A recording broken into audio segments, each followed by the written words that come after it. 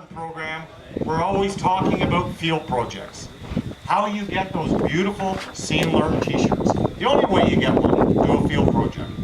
Well, yesterday afternoon, our speaker from tonight, Sönke Johnsen, took a group of 10 divers out diving, and one of the divers said to me this morning, "What do you think about when you go diving?" Fish. Diving deep, diving around a reef, seeing lots of stuff. Well, think about hovering in 20 feet of water and not covering much space at all, and bringing up organisms that are so tiny you can't see them without shining a light on them. And one of our divers, Tammy Schneider, who is a return visitor to Sea&Learn, a return visitor to Saba, shot a little video yesterday afternoon of some of the stuff they saw. So sit back and enjoy, and soon we'll get going on with our guest speaker. Y'all, yeah, I'm talking to Leslie too much, I think. So, welcome here at Shearwater, and I would like to introduce to you the keynote speaker of tonight, Sönke Johnsen. He actually is a biology star, and he was trained in math and art. He even briefly fantasized to be a professional baseball player, and he taught kindergarten for a while. But then he decided to pursue a career in biology, and he was actually quite successful at that, because now he's an associate professor at the Duke of Biology at the Duke University. Well, I thought that was quite cool. But I have a good question for you. Has anybody saw the movie Finding Nemo? Raise your hands. Who did? Well, that's almost everybody, right? So remember the scene where Dora and Marlin get stung by jellyfish, and I think after that they just wake up in the dark, and there's this ball of light, like just mesmerizing, like in front of them, and then this big angler fish is just attached to this light.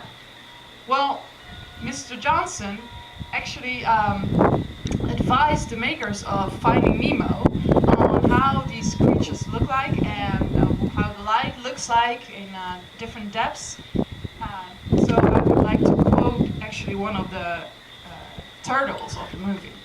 "Dude, that's awesome." Let's hear a big applause for Dr. Johnsen.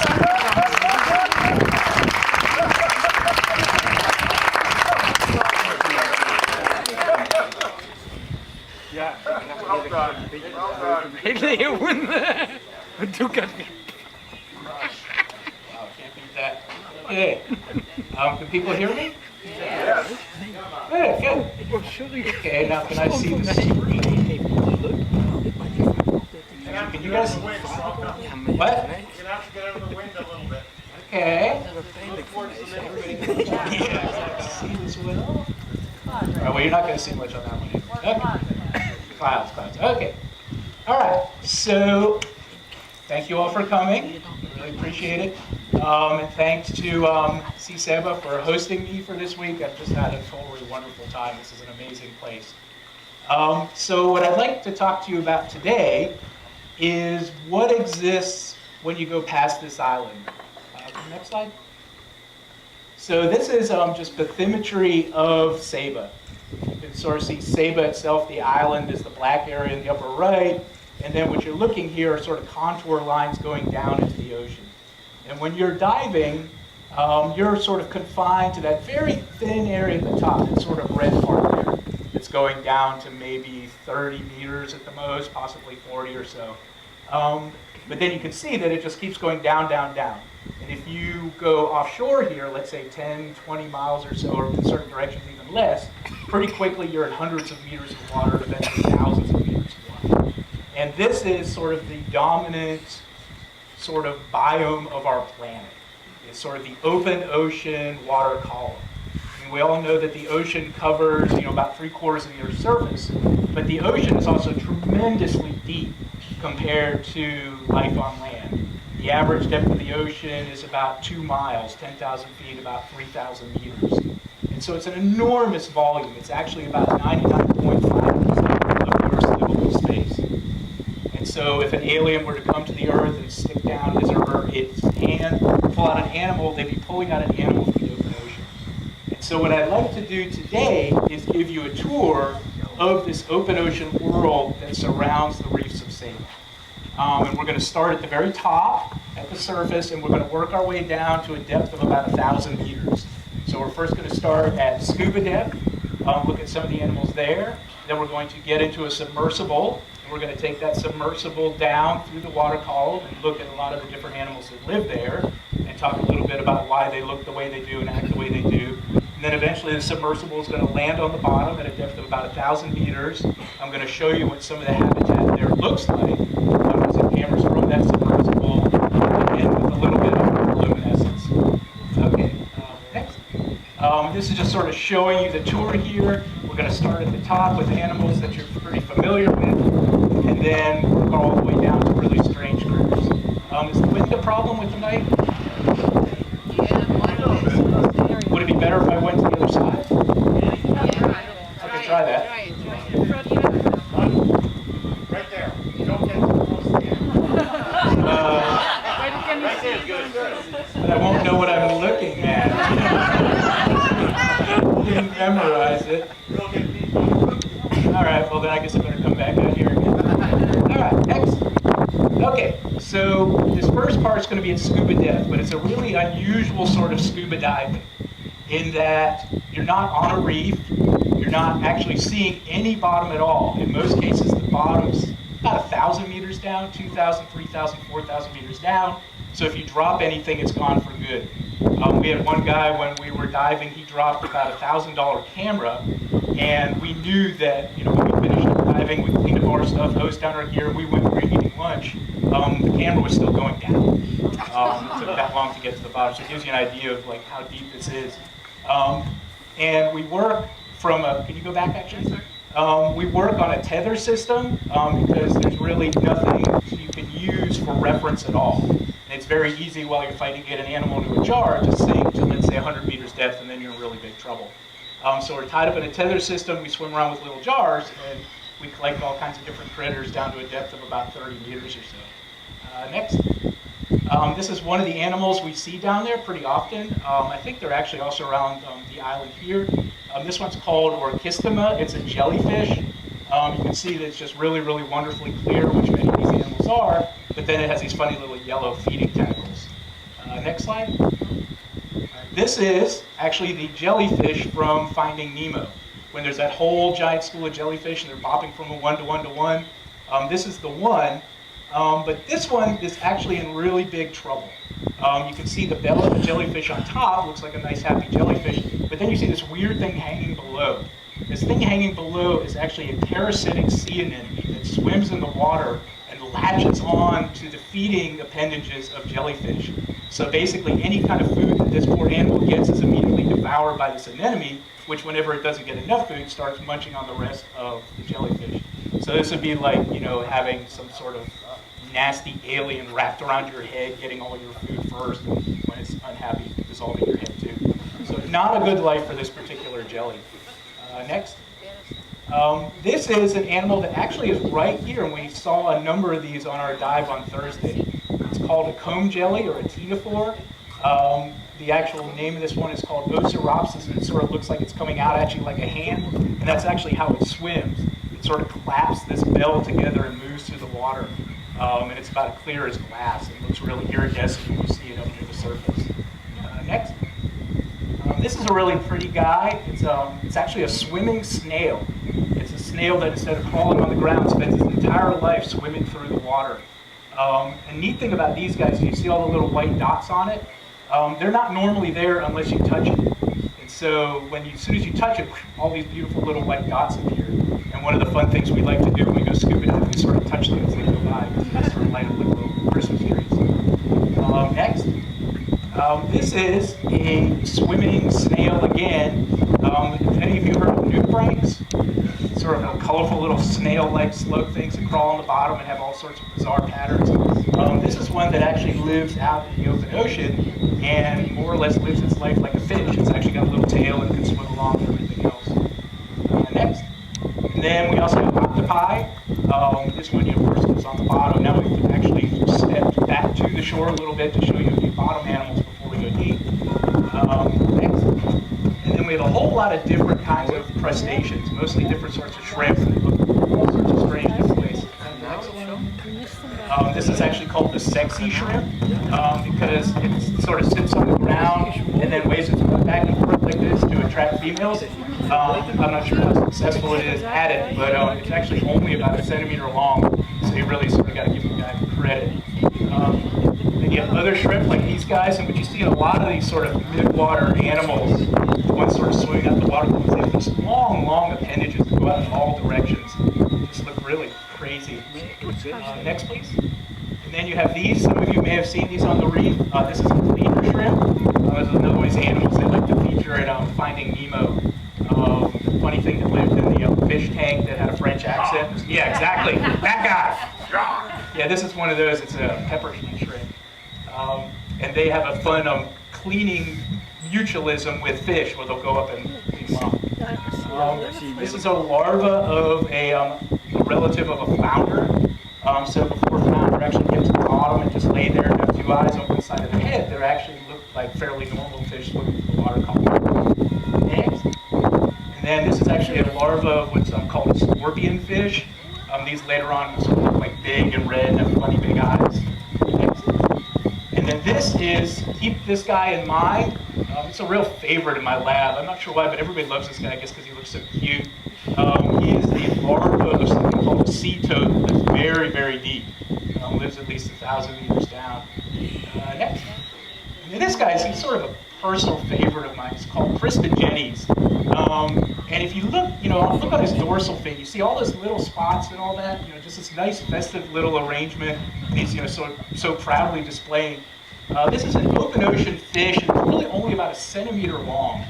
So, if you look behind you at the size of that ocean and imagine that ocean wrapping the whole planet, this tremendous volume I'm talking about, can you imagine a little 1 centimeter fish, not running into many of the things out there, but nevertheless, it's, nicely decorated for whoever might come by. It's sort of like, I think of it as like the ultimate optimist. At some point, somebody, Mrs. Cristogenes will swim by and see that beautifully, like nice little dorsal fin, and it'll be a good day. Just blows my mind. Okay, so now we're going to leave the surface waters and go deeper down. This is the pilot sphere of the Johnsen Sea-Link submersible. It's about the size of a small school bus or a big helicopter. The front compartment is a nice big sphere that two people can sit in side by side, a pilot and then a scientist observer. And in the back, there's something more like a diving bell, which has a backup pilot and another scientist that can look out through portals. And in the old days, that back bell actually could be opened up in the bottom. You could pressurize the inside to the pressure of the outside, open it up, have a moon pool, and go scuba diving at 1,000 feet down. It was sort of a pretty mind-blowing trick. You also had to make sure you found your way back to the submersible when you were done because the depression was pretty bad. You can imagine. All right, so we're going to go down. Now we're going to look at some of the different animals you see when you go deeper, starting with sort of jellyfish animal, moving our way up to different kinds of fish. This is a nice jellyfish called Colubanema. There are a lot of these sort of this type. They tend to be very clear, but then they have these muscle bands that are just beautifully iridescent. And they sort of light up in color as they swim by you if you shine the right light on them. Next.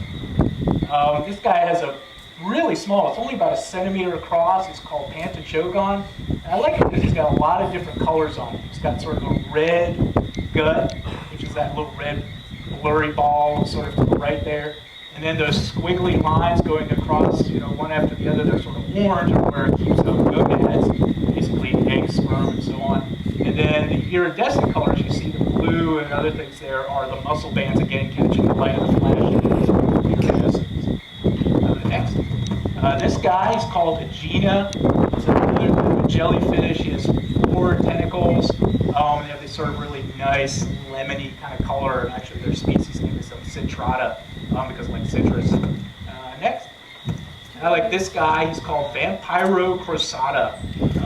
It seems like for whatever reason, scientists who study deep sea animals like to put vampire somewhere in the name of the animal because it just makes it sound really cool. So a lot of the ones that are really reddish or sort of evil looking get sort of a vampire name in there. This guy looks really impressive with all the tentacles. You sort of imagine being sucked into the maw of this thing, but it's only about 1 centimeter across. That said, though, there are very large jellyfish in the deep. We have actually shown up and seen jellyfish the size of the front of the submersible just appear in front of us. So there's some really, really big things out there. It's just when you're actually doing collecting, it's much easier to get the small stuff, but there's some very big stuff down there. You need a very big jar to collect something the size of your sub. Next. This is just a nice pre-deep sea jellyfish. It's called a narcomedusa, like, you know, narcotics.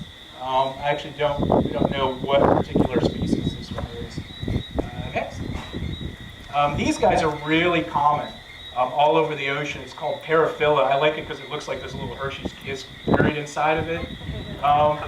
And you find them all over the world. And this is a funny thing about the ocean. So, you know, if you were to go to the coral reef here, you'd see certain fish that are actually local to this area, or at least local to the Caribbean, East Caribbean, Leeward Isles, and so on. But when you go to the open ocean, most of the animals you see can be seen all over the planet. It doesn't matter if you're off of Australia, it doesn't matter if you're off the Indian Ocean, it doesn't matter if you're in the Atlantic. If you're at about the right depth and the water temperature is about right, you're going to see the same sorts of animals. It's like the ocean is like a giant mixing pool where everything meets everything, as opposed to land and reefs where you have to have a lot of sort of individual species in certain regions. So if you go to one part of the ocean in a certain way, you've really seen all of them, which is nice. So if you ever get into a really horrible dive accident and you just start going down, down, down, you know, and it's really bad, but you've got a good tank of air, just pay attention the whole way down. I mean, you're going to die anyway, and you'll know that you'll actually have seen the whole world's ocean. You won't just think, oh, I've only got to see, you know, death off of Saba. You'll actually have seen the whole world's ocean on the way down before you die. So definitely look for it. This is a baby jellyfish. The adults are called the coronate medusa, and I like this one because you can just see the sort of little stubby tentacles already coming out and so on. This thing's really only about 8 millimeters across. You can see sort of the mouth appearing and all that. It's really adorable. This is a different group. They're called the siphonophores. The ones you've probably seen are Portuguese men of war. They're really interesting critters, the siphonophores, in that they're halfway between being a colonial organism, meaning that they have a lot of different parts that are all stuck together, there's, you know, individuals, and being like us and having one individual with a number of organs. So these animals are right in between that. They have a lot of different parts that look like individuals, but they can't live by themselves anymore, but they're not completely incorporated the way we think of organs inside of us, like a liver, or, you know, a heart or lungs or so on. And so they're just like this neat alternate answer to how life works, which I really like about them. Some can really get quite large, tens of meters long. A number of them are extraordinarily toxic and can burn your skin and so on. This particular one, called Hippopodius, its main claim to fame is that it's normally clear, but if you touch it, it turns opaque, which I talked about a little bit on Monday. Next. This is another siphonophore. You can see just sort of how strange they look. They really look kind of like they were made like in a glass studio or something like that. This one's called Voctia. It's just a tremendous variety of these. Some of them are totally ridiculous, like out of some sort of like sci-fi movie or so on. Next. Now we're moving to a different set of animals. These are comb jellies again, ctenophores. But the ones that you saw near the surface, like that Oceropsis I showed you that was clear, now they become colored. Some of them are deep, deep red. Some are actually purple. Some of the few animals in the deep sea that are purple for reasons that aren't really understood. And those lines you see going across them, and, you know, especially the iridescent part going along the bottom there, that's actually their locomotion system. They have millions of tiny little paddles that they frantically move like little oars, and they move themselves in the water very, very slowly. They're actually called cilia. They're some of the largest cilia. We actually have the same cilia inside our lungs and inside our windpipe that are continually moving mucus and other debris up and then back down our throats so that our lungs don't clog up. And cystic fibrosis is a disorder where we become less good at doing that. And one of the reasons we get really bad coughs and so on after the flu is that we've destroyed those little cilia for a time with the disease. And so you have tiny little cilia here and then bigger ones here that are actually used to move an entire animal around. Next. This is another deep sea ctenophore comb jelly. You're only seeing like a part of it here. The pictures there mostly to show how nice and iridescent those little rows of cilia are as they're sort of meeting along to move this animal through the water. A lot of these animals don't actually have common names for sure, but some don't even have scientific names because only a few people in the world have ever seen them. Like that animal there, it's only a handful of people that ever see them, and the person who saw it first, that's supposed to be the one to write an article and give it a name and all those other things, has never really gotten around to doing it. So we just call it the big red ctenophore. Not great, because they all look red down there. So I keep telling Steve, write this up. This is a deep sea swimming worm. Spends, again, like all these animals, spends his entire life swimming. Sort of a rough life. It's called a tomopterid. And we actually saw some of the shallow versions of this on the dive on Thursday. The shallow ones are completely clear. They look like little swimming chandeliers. But the deeper ones tend to be red or sort of brown, but again have the little paddles that they use to swim around. And these guys get quite big. They get to be about 60 centimeters long or so, or about 2 feet. Next. This is another kind of a worm. It's called an alceopid. If you look at the upper right there, you can see these two sort of balls at the end. Those are actually its eyes. It's got two really big eyes. The third evolution of a good eye in the animal kingdom, aside from what we have and what squid and octopus have. And then you see all these little red dots going all the way down it. Each one of those is a tiny little ink sac. And when you disturb it, it ejects the ink into the water, and all the water around them becomes yellow for reasons that we really don't understand. But it's apparently there for a reason. And now, it's talking to us. Okay, this is a pteropod. Again, it's a swimming snail. If you look at the top, you can sort of see these flappy things. Those are actually a normal snail's foot that has evolved to become wings. And these guys just sort of flap their way through the water. And different ones have different sort of lives. Some of them just munch on really little things. Some are really predatory. Next slide. Yeah, these guys are really predatory. They're called sea angels. Their scientific name is Cleone. And they look really cute and adorable, despite their funny little horns. But they're nasty, nasty predators. And they're highly specific for one animal. They only prey on one species of animal. And inside that cute little head, they have an entire Swiss Army knife setup that's completely designed to take out one species. They know just the right shape and claws and everything to reach into the animal they do want to kill and pull out all the good stuff and stuff it down their throats. And each species of these guys is just looking to basically kill one kind of animal, so they can do it with amazing efficiency. They can show up in large numbers. So they look cute, but if you're what they like to eat, they're not so cute. Next. This is another swimming snail. It's called a heteropod. You can see a few vestiges of its sort of original snail-like life. If you look on the left there, you can see a conical object on the left. That's what the remnants of the shell. And it's gotten rid of all the calcium in the shell, so that it's clear, and also it's not as heavy. Because if you have a big calcium shell, you're going to spend your whole life trying to lift it up.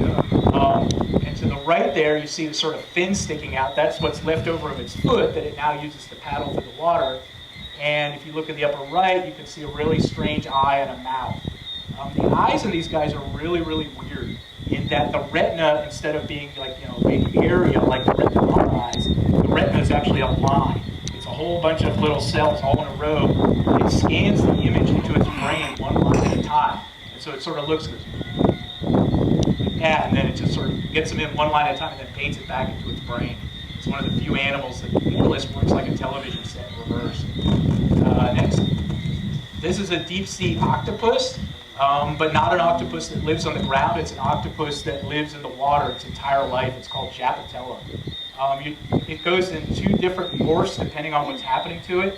Normally it's very clear, but if you shine a light on it, it will immediately turn deep, deep red, like in a quarter of a second. And then if you shut the light off, it'll go back to being clear over and over.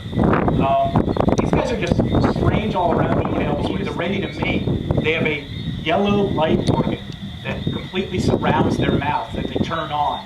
And so it looks like a little yellow circle glowing in the dark. then any males of that species that would be around recognize that signal and could come in to mate. Because octopus, unlike a lot of animals in the ocean, actually have to get together and copulate to reproduce. They can't just sort of send a bunch of sperm and eggs in the water and hope things work out. And so they need a way of finding each other. In the case of this animal, they do it by making a little yellow glowing circle at just the right time. Next. This is a deep sea squid. It's called Gonatus. There are many, many different deep sea squid. One of the ones we actually work on with the lab these days is actually the giant squid, because they have enormous, enormous eyes, as you probably know. The biggest non-giant squid eyes is found in swordfish. It's about this far across, about 4 inches, I guess it's about 10 centimeters. The giant squid eyes are about 30 times that volume. So they're like that. And so we are interested in why giant squid have giant eyes like that. It looks like the main purpose of it is to actually pick out sperm whales, which makes some sense. So there's a tremendous range of size in the ocean of squid. Some are just like a centimeter or 2 long, and some are just enormous, enormous, giant colossal squid. Next slide. This is one of my favorite squid. It's called the jewel squid, or Histiotuthis. And you're looking at the same animal photographed twice with the body turned 180 degrees in between. And if you look at the top picture, you'll see this big, weird, googly eye sort of pointed up and towards you. And then if you look at the bottom picture, the eye's actually really small. This animal is really strange in that it has one huge eye that always looks up and one tiny little eye that always looks down. The big eye looking up is looking for animals to sort of prey upon, and it's looking at animals sort of against the background light that's coming down. There's very little of that light, so it needs to be a really big eye. And then the little eye that's looking down is looking for little flashes of bioluminescence. And so it spends its whole life sideways, with these two completely cockeyed visual systems. Next. This is another one of these great vampire animals. This is called the vampire squid from hell. It's actually a scientific name, Vampiroteuthis infernalis. Basically means vampire squid from hell. It's not actually a squid, and it's not actually an octopus. It's a separate group that's related to these two animals, but different. And it's one of the stranger critters around. What all you're seeing here is one of the arms and then the webbing between. But the entire animal has this big sort of blood red eye, and the body is quite black. And it's you can actually see some videos of it if you just go on YouTube, type in vampire squid from hell, or and you'll just see some of what looks like one of the freakiest animals out there. They're specialists in a region of the ocean called the oxygen minimum zone. There are regions at depth where there's hardly any oxygen at all, and so most animals avoid it because they suffocate. But there's some very, very slow, patient animals that live in that world because they're protected from anybody that's got a high need for oxygen, because nobody will want to go in there. They can just live like really, really slowly. I have a friend of mine who studies these. He studies animals that have almost no metabolism and barely move. Sort of coincidentally enough, he's sort of the same way himself. Trying to get him to talk at all, he's just very low. Yeah. People often do end up like they're studying. Next. This is one of my favorite animals. It's called a Hyperion amphipod. This particular one is called Phronema. You're sort of seeing it, from the side there, and then from the front. You see some nice little claws on it. So it's not terribly large. This one's only about a couple centimeters long, but has a really nasty way of reproducing. When it decides it's time to reproduce, and you'll see it a little bit, it looks for another animal called a salp, which is sort of like this jellyfish-like animal that has a sort of a barrel-shaped body. And then it chews out all the other parts of the animal that made it alive, and then it changes the structure of that barrel to make it hard enough to become a little nursery for its own eggs, and then later a little baby bug. So it's pretty much like, you decide, you want a kid, instead of making a nursery, you go find a friend of yours, and then basically hollow them out and fill them with your babies. Gruesome. Next slide. This is another Hyperion amphipod. Called Cystosoma. Name basically means body like a bag, and the entire inside of this animal is liquid. There's almost nothing inside it that would make you think this thing should be alive at all. And they're extraordinarily clear. If you put one of these in a cup in front of you, you will not see it. The only reason you can see it now is a big flash, camera flash aiming from the side to light it up. And that whole front part that looks like a head is actually two gigantic eyes. Next. This is just showing you that a number of the shrimp don't, they don't have to be transparent. They're opaque ones. They tend to be a deep, deep red. This one's called notostomas. So when you get down there, you see a lot of transparent animals, and you see a lot of very, very red animals, which I talked about why on Monday. Next. You get other sort of weird deep sea crustaceans. Next. Then you get these guys. They're some of my favorite. This is actually a crustacean. Do any of you guys go on a night dive and move around and see bioluminescence? Those were ostracods. This is an ostracod, but this is the biggest ostracod. And, scientists naming things the way they do call it the giganto-ostracod. It's called Gigantocyprus. It's still not that gigantic. It's only about a centimeter across at most. But what's weird about it is you see those two big yellow things. Those are its eyes.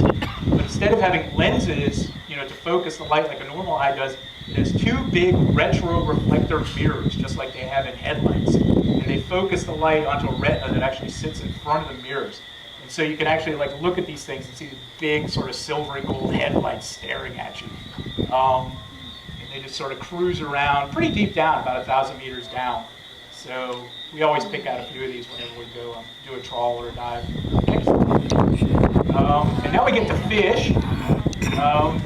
And deep sea fish are especially sort of creepy looking for a number of different reasons. I mean, one, they tend to either be black or red, and we associate, black and red, with sort of creepy stuff. They have really large eyes in many cases. This one, not so much, but many do. And the eyes often look up, and that makes animals look creepy. They have photophores. That white purplish thing there is actually a flashlight that the animal uses to look around, and that can make them look creepy. And they have really big teeth for their size. There's not a lot of biomass in deep sea. When you find a meal, it's pretty rare. And so when you do find it, you want to make absolutely sure that it's not going to get away, because it's also very dark. And if the animal gets away, let's say 30 centimeters, a meter away, you may not find it again because it's really dark. And so once you gab on, you want to make sure you really got them. And so many deep sea animals just have enormous long teeth. Some are so long that they actually have to have pockets in their forehead so that their lower teeth don't impale their brain but disappear into the pockets when they shut their mouths. For you to have teeth like this, they would be about 6-7 inches long, to give you an idea. And this one actually has some force behind those teeth. This particular animal actually bit me, and that's how we knew he was in the trawl bucket. We originally emptied out the trawl bucket in the dark because we were collecting animals and didn't want to find them. I stuck my hand in it and punched him in the balls as I went back in the Then there's a bunch of milder animals. These guys get to be about 30 centimeters at the absolute most, usually more like 10-15 centimeters. It's a larva of an eel. They're called leptocephalus larvae. So eel, when they're grown up, are sort of big, opaque animals live on the bottom. But when eel are young, they're transparent, very, very flat, and live out in the water column. Next. Then you get the funny things like this. This is a saw-tooth eel. Again, it's got nice little it's actually it can be a good, almost a meter long. They tend to get caught in our nets a lot. They're sort of tangled up in the mesh of the nets. Next. And then you get this guy. He's another sort of favorite of mine. It's called the barrel-eye spookfish. You can sort of see why. You look at that eye on the right, sort of shaped like a barrel. That big ball on top of the barrel is actually the lens. So they're just really strange. And that whole bottom, the bottom surface is flat as a pancake and completely silvered. Again, for reasons we really don't understand. And actually, normally this animal looks even stranger. You notice how it sort of looks like it ran into a drain or something, the whole front is smushed in? They actually, in life, filmed them, the whole front end there is enclosed in clear gelatin. And so it's like they have sort of a submarine for the front of their head, and the eyes are inside it. It's just that falls off really easily, and so you don't see it here in this picture. Next. Then you get these guys, another one of my favorites. This is called a dragonfish. This particular one's called Aristostomius. It's got two light organs under its eyes, and I talked about this on Monday. One of the light organs shoots out blue light as a headlight. The other one shoots out red light as a headlight, actually as its own personal sniper scope. Again, it's got really big teeth, and you can see its jaw is actually its lower jaw is in two different parts. And that thing sticking out from the lower jaw going up is actually one of its teeth. These things are really all about teeth. Next. This is another way, sort of cute little deep sea guys. We actually have no idea what this is, and we sent it to every fish expert we could find. They couldn't figure out what this guy is. It's just a strange looking thing. Next. You get this guy. It's called a whalehead fish. I don't really know why, because it doesn't really look like a whale to me at all. But it has like a really distinctive look. Next. Then we get into the anglerfish. As you know from Finding Nemo, there's a bunch of different anglerfish. They all have sort of a fun, creepy look to them. This one, the angle, the actual rod going out with the little bioluminescent lure at the end, is actually longer than the whole animal. And weirdly enough, it's also really stiff.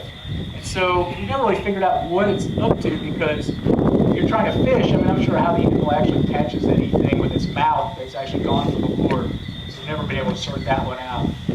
Next.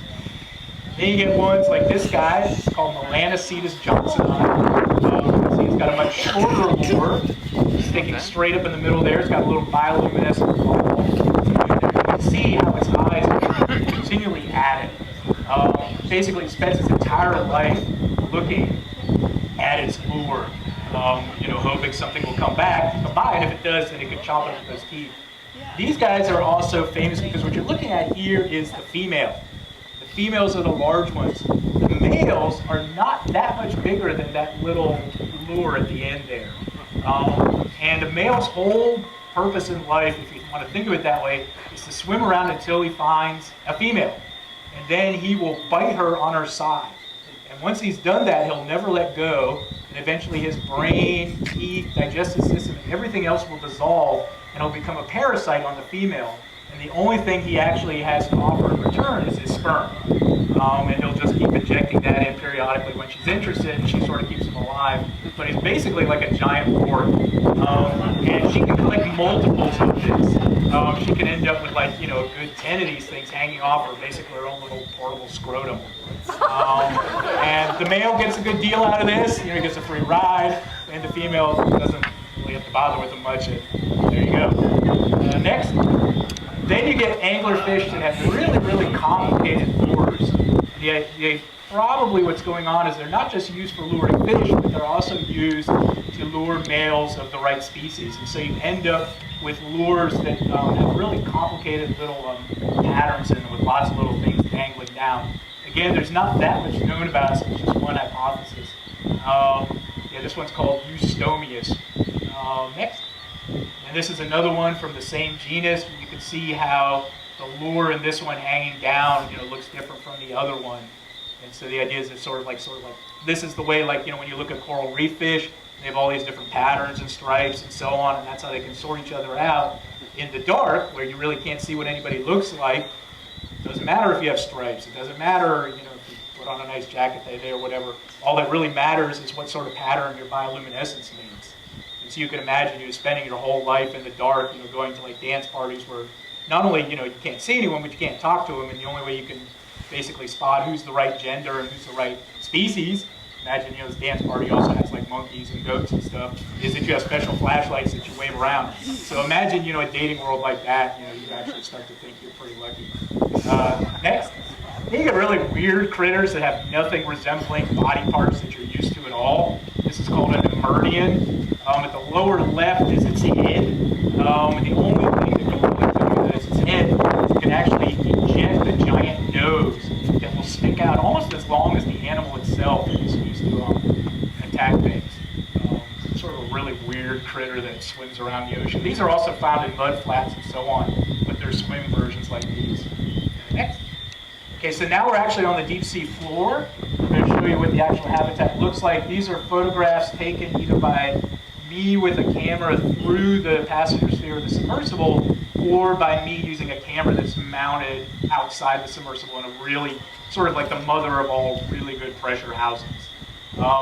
What you're looking at here is actually deep sea coral. There are actually coral reefs in the deep sea. The coral is usually white. In this particular case, it's yellow. And they form reefs without sunlight. And so the idea, you have coral reefs, and you have to have sunlight and all those other things. There are actually coral reefs that spend their entire lives in pitch darkness. They don't have symbiotic algae and things of that sort, but they do nevertheless manage to make a living. And animals crawl over them like crazy. What you're looking at here are a number of different kinds of crabs that will climb up on these things and sort of pick plankton and such out of the water as they're brought by in the current. Next. Then you get completely different bottoms. This is a sandy bottom. Sea urchins. The difference between these sea urchins and the ones you guys will see is that a lot of these guys have really horrible toxins and points. So we tend not to pick these things up and bring them back to this because they're really nasty. But you can see big fields of these things, just like sea urchins running around. And the real deep sea is mostly full of these sorts of groups of animals we call the echinoderms. Things like starfish, sea cucumbers, sea urchins. And if you go deep enough, the world is basically a giant herd of sea cucumbers wandering the deep plains on these weird stocky legs like little tanks. It's really like actually probably the majority of the Earth's surface, if you include the bottom of the ocean as a surface, consists of weird walking sea cucumbers. It's really like life on Earth. Next. This is just sort of a nice pretty picture showing a couple of things that are down there. The thing on the left is called a sea lily. It's related to starfish and sea urchins and sea cucumbers. And then on the right is just like a piece of coral that like look real pretty. Sort of gives you an idea of like what the world looks like down there. Next. This is again another sea lily. Their technical names are called crinoids. They're just really elegant. They're filter feeders in that they catch stuff that is brought through by the water column in the current. Next. And then you get deep sea fans. In fact, if you looked at this, you would think maybe this isn't so different from one of your guys. You know, you're looking at a nice little sea fan, and then you look at what's wrapped up in it, which is a really, really big brittle star that is common in the deep sea. I'm not sure if any of you guys see brittle stars in your dives, but they look like hyperactive starfish. They're also called serpent stars. They run really, really quickly and run around. Some of the ones in the deep sea are really, really large. Next. This is another serpent star, brittle star wrapped up in some coral things. They can get to be a good 60 centimeters across or so. They're really big, beefy things. Next. And then here you have some coral, nice soft coral sort of branching up into the water column. And again, you see both a serpent star on the right and then a crab on the left, all of them just hanging out there. So any sort of surface area at all that animals can climb up on, they're going to use to get up in that water column to help catch stuff. Next. Again, this is sort of an example of that. You see a dead piece of coral, and then all these different animals are living on it. Those of you who've climbed up on Mount Scenery, and you look at the forest up there, the cloud forest and all the trees, and there's a million things growing on the trees, all the little ferns and so on. It's sort of like this. You just have things growing on things. Next. You also have sharks down there of a number of different kinds. Some get really large. There's a certain one called the six-gill shark that gets impressively large. I don't think for over the meters, but I guess like 7 meters long or so, 20 feet. And we put out sort of stealth camera arrays baited with food to see these guys come in, and they come in. And one of these camera arrays, I mean, it weighed a good 150 kilos, 300 some pounds. Really, really heavy thing. And one time we went down to get it, it wasn't there. And it had been moved about 100 meters away without any drag marks. So some animal, presumably one of these sharks, had picked it up, walked it 100 meters, and put it back down. So that gives you an idea of what's actually down there that we don't see. As we like to say when we study deep sea biology, we study the small, the stupid, and the slow, because they're the ones that don't run away when we show up, and the ones we can catch in nets. But there's some really, really big, fast, and possibly intelligent stuff down there. And whatever was in that camera rig was definitely big. Next. This is some kind of a grouper, just sort of half of the light here, coming up against the submersible. Next. And so now we're going to look at some of the things that are actually living on the bottom, just some of the different animals. You can see this coral, and it doesn't actually look that different from some of the coral you might see on a coral reef. Next. It's just a starfish, and looking at the top and the bottom, again, doesn't look so different. And so the animals in the water column tend to look very, very alien. But a number of the ones that live on the bottom, you could put them in your fish tank, and the average person wouldn't be that wigged out by looking at them. Next. This is another sea lily, another feather star. Next. Then this is another brittle star wrapped up in some coral. I always liked this one because of all the little quills it made around everything. It was obviously very happy to be where it was. there it is again, more curled up. So it looks like it's peeking at you with two strange eyes, but those actually aren't eyes. They don't have eyes. These guys are also weird, that whole group of like sea urchins, starfish, and so on, is that they only have one opening to their digestive system. So basically everything comes in and then it's got to go back out the same way. So again, you might feel lucky in yourselves that you don't have to eat your food, digest it, and then basically defecate back out of your mouth. So we actually lead a pretty good life. That's the way to think about it. This is a basket star. If you go on a night dive around here, I'm sure you would probably see basket stars. This is just a deep sea version of one. These get quite large, a good 60, 90 centimeters across. Next. This is one of my favorites. It's called a Medusa worm. This is actually a worm. And that whole part on the right sort of sticking up, sort of blob-like, actually sits down in the bottom. And the rest of it sticks up looking for all the world like it's an anemone. But then if you disturb it, it will jump up in the water and start swimming around, waving all of its things. Sort of like a little funny little ballerina or something. Next. And then you get things again that look like something you could pick up off of any beach. This is a deep sea top snail. Like if you went to Sanibel Island in Florida, you might see one of these on the beach, except this thing only lives 1,000 meters underwater. Next. And then you have various deep sea octopus live on the bottom. They tend to be really, really red. A couple of them are bioluminescent, but they all have this beautiful red coloration. Next. A bunch of different sort of shrimp live on the bottom. Next. This one actually has a good trick. Then you get these guys, another one of my favorites. These are deep sea pillbugs. For those of you in the US, you know these things as pillbugs, roly-polies. They're little gray isopods that can roll up in a ball if you put them in your hand. Most called circus bugs and so on. But they're only like maybe a centimeter long. These guys get to be about like that and weigh a good, and basically, again, give a good name to call them back. It was Gigantea because, well, they're gigantic. And aside from being, really big and creepy and alien looking, you can sort of look at those eyes there and you sort of see your depth in yourself. But they're famous for having the slowest vision in the animal kingdom. Because there's so little light down there, they essentially leave, think of it like a camera, they leave the shutter running for a very long time. And they do that because what they're interested in finding are rotting things. These guys are scavengers. And so when things start to rot in the deep sea, they often start to glow because bioluminescent bacteria start colonizing them. And so they're basically looking for glowing, rotting food. And slow eyes to pick up that very, very faint glow. For whatever reason, nobody else likes to eat these. So they can sort of scavenge their way along and move really slowly and so on. Nobody seems to pester them. We've had like footage of like 10 of these things mobbing over like a whole bunch of fish we put down there. And an enormous shark will come in and just continually nudge them out of the way, not wanting to eat them so it can actually eat the fish. So whatever it is about them, they're just not tasty. None of them have been bothered to try one yet. We usually do try to eat a number of the things that we bring up just to see what it'd be like, but this is not one anybody wants to try. Oh, we're all afraid we'll die or something. Next. Then you get this guy, it's called the spiked sea robin. Good little critter. Next. Another one of my favorites here, this is called Johnsen.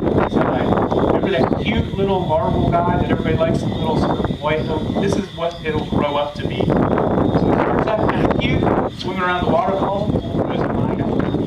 This is a depression at the bottom, a small depression, it's only like 10 meters across, maybe 20. A depression in the bottom of the Gulf of Mexico that has extremely salty water that's much saltier than the water above it. And it's so salty that light actually can't get into it because the light just bounces off it. And it sort of looks like this weird, smoking, cloudy lake just sitting there. It's total death for almost all animals, except for a very few that live around it. Mostly these giant mussels, and then surrounding the giant mussels are these guys, just one after another in a big circle, like they're worshiping the deep sea brine or whatever. They're all looking straight up for something to come by in that giant mouth, like we'll nab it.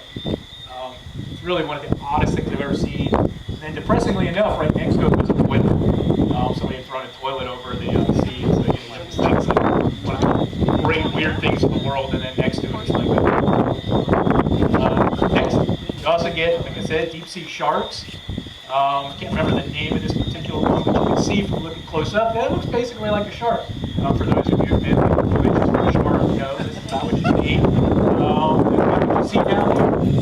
There are some really weird deep sea sharks, but the ones we tend to see look like the kind of shark you see off of here. It looks pretty shark-like. Next. So I'm going to do a last few things on bioluminescence, just a few slides, because remember it's very, very dark down there, and all these pictures you see, they don't ever get to see that. It's very, very dark down there. When you're at 1,000 meters, there's no more sunlight left that anyone could see, no matter how good their eyes are. So they're doing everything by bioluminescence. And so while there are coral reefs, nobody ever sees them. So they signal with light.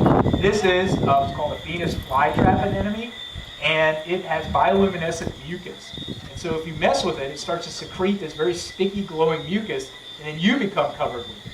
And then in a way, it's sort of like those exploding ink packets that they put in money, when you watch like a movie about bank robbery, and then like they open it up and boom, all of a sudden the paint thing explodes and they're all blue and they've been marked.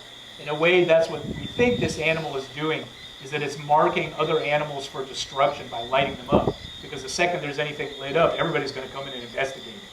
And so, you basically paint somebody with light. Next. Then you get, this is remember that yellow coral I showed you in the first, going to the bottom image?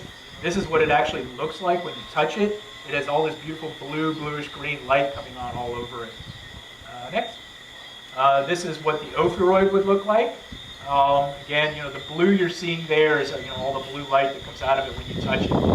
The red you're seeing is not actually the color of it. We shine an red LED on it very, very briefly, just so you can see the outline of the animal. Next. Then you get this guy. This guy is a shrimp. Remember I showed you one of the shrimp with a big trip. This guy can vomit light. So unlike other animals that have little cells that can make light, or they have bacteria that they actually keep in a little pocket to make light for them, what this animal does is it takes all the chemicals needed to make light, and then it puts them in different pouches, and then vomits them all into the water, and it mimics, just like if you have like one of those glow sticks, you crack it, you break the glass, it separates it, basically like vomiting it out, it's even more cool. And they surround themselves with a giant cloud of blue light. One of the neater things out. And then last here, I just wanted to show this image. It's one of my favorites. So the deep sea core in this particular region, we went down, we were about 1,000 meters. This plane went on in every direction and there was nothing. It was just sand, completely lifeless. Except, there's probably some weird little crawly things down there. But otherwise, it looks like a big empty desert. And then you see this old dead piece of coral. And then living on it are species after species after species, and many individuals of different kinds, all sharing this tiny little sort of habitat. So for me, it always looks like sort of like a metaphor for a community. If you basically, you can even, if something's very small, you can put, a number of different animals or people with different interests, and all together, if they work together, you end up with a very nice thing. And so I just wanted to end with that. Next slide. And take any questions.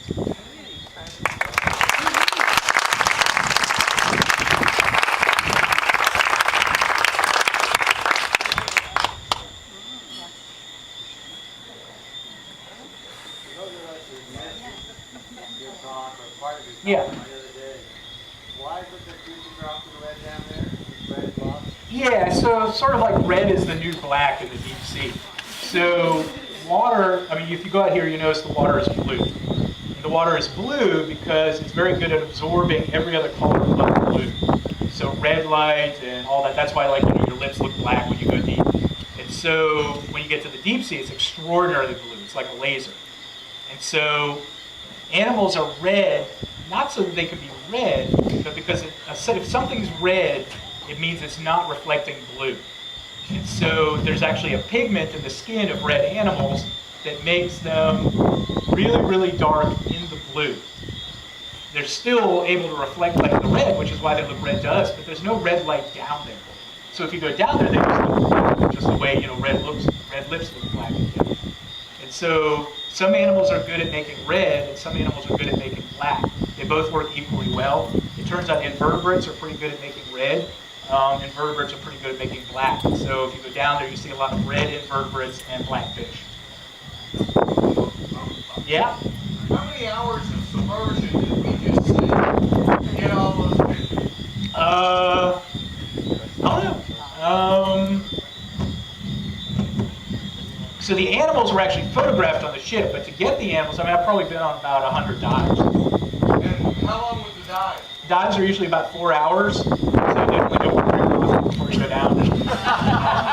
Actually, for those of you who were here last year, a really good friend of mine, Edie Witter, gave a talk on bioluminescence, and she and I went down on a submersible. We were measuring light in the deep sea, and it was a very, very boring dive because we just, had to sit there and like run a light meter. We didn't get to look at any animals at all. But the problem was that the dive had been canceled, and once the dive is canceled, you immediately go for the coffee pot. And I drank about 3 cups of coffee, and all of a sudden they're like, "Oh, the dive is canceled." Okay, so you go down. Of course, you really, really got to go to the bathroom, but you can't.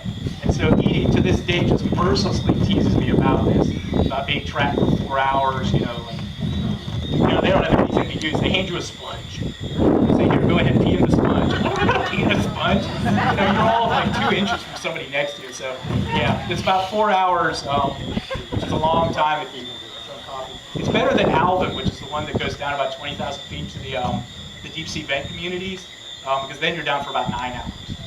And it's very small. I mean, the passenger sphere of the JSL is like that. You can touch both sides, and you're in there with somebody else. It's a ball. So, you're essentially touching everything. You're touching the person next to you, you're touching the walls, you're touching the instruments, you're touching the ceiling. It's very tight fit. So you can't be claustrophobic here. Other questions? Yeah, I have another question. Study those animals here. Are you funded by government or private? It's a mix. We get some money privately, most of it's from the government, but it comes from different places. So some money we get from the National Science Foundation, some we get from fisheries, because some of the work we do ends up having a lot of implications for fisheries. And there was also a separate program under NOAA, the National Oceanographic Atmosphere Association, for ocean exploration.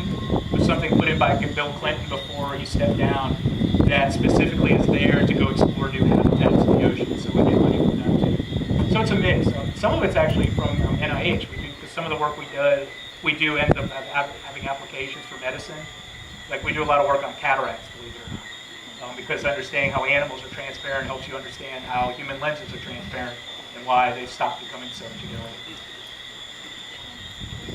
Someone had a question back there? Yeah, looking at something similar.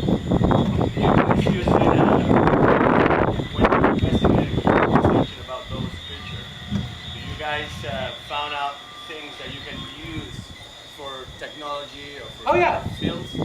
Yeah, I mean, the way we usually like to think about it is basically if there's something that can be done with engineering, some animal thought about it 100 million years ago. About the only things that animals don't use is radioactivity. Just about every other optical, physical, engineering principle that we have ever known, some animals doing it far better than we can. And so, yeah, I mean, we end up, the stuff we do, ends up being used in low-light imaging systems. It ends up being used in commercial fishing. It ends up being used to make better sorts of paints and structures for different sort of camouflage. The thing is, we don't know when we go. So we usually, I mean, not always, but usually do sort of basic research. And so we try to find out, things that are interesting. And then from there, we're able to use that, for all sorts of different commercial and other benefits. But we don't go in with a very specific goal in mind. We sort of go, in some ways it's like luck, but you end up getting lucky a lot because it's an extremely interesting habitat that hasn't been explored yet. And so almost everywhere you look for something.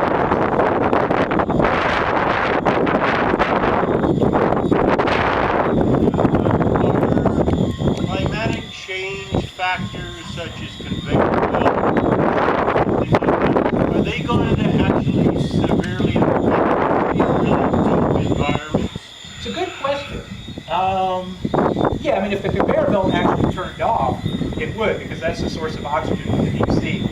So, some of you have probably heard of the Challenger expedition way back in the 19th century.